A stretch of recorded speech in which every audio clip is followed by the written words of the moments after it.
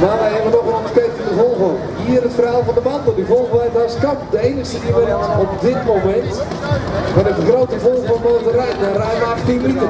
Die heeft de inhoud. En die andere, die MN.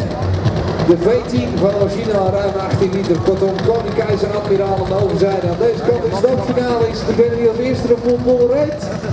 Is het Frank van Dijk. Radical Roughneck. De Case MX 150. Bezig aan de opstartprocedure.